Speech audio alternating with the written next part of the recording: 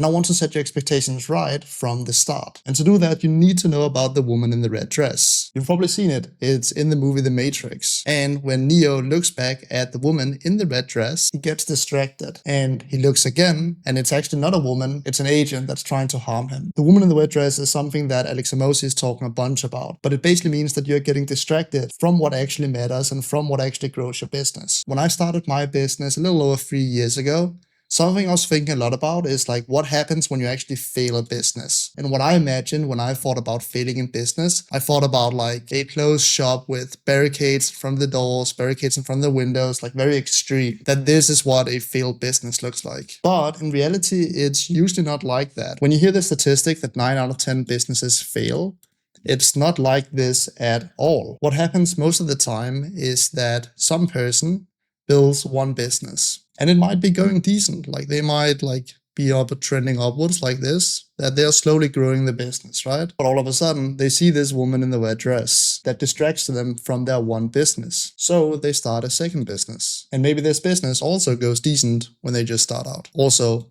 on an upwards trend. But what happens is that this other business starts to stall while this other one is growing. And at one point, both businesses are going to stall.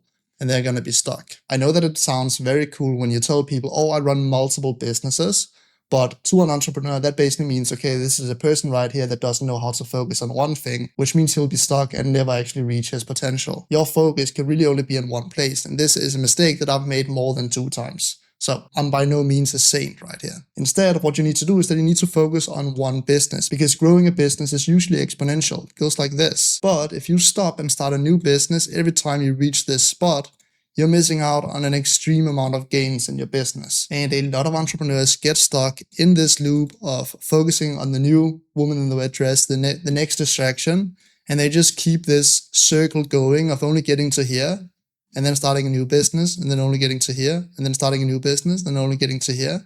And the reason they start a new business is that they see this next thing, and they think, okay, this is a bigger opportunity. But the reality of all businesses, there's pros and cons of everything. Your business stagnates when you reach that point that you don't know how to solve. So instead of trying something else when you run into problems, you need to keep going with one thing in order to unlock these gains. And that is if you even reach a point where you're growing. A lot of beginners, when they try a new business, don't even grow it at all. So they just try a bit, and then they stop, try a bit, then they stop, try a bit, then they stop on their first, second, and third business, when they don't realize that they need to keep going for long before they reach that exponential curve. So when you hear Alex Hormozi talk about the woman in the red dress, the next distraction, the next business model that seems easier but in reality isn't, this is what it means. So I'm setting your expectations from the start. This is not something where you become a millionaire overnight. And anyone that tells you that is probably doing it with the wrong intentions. It's something where you keep going for an extended amount of time before you make a single penny.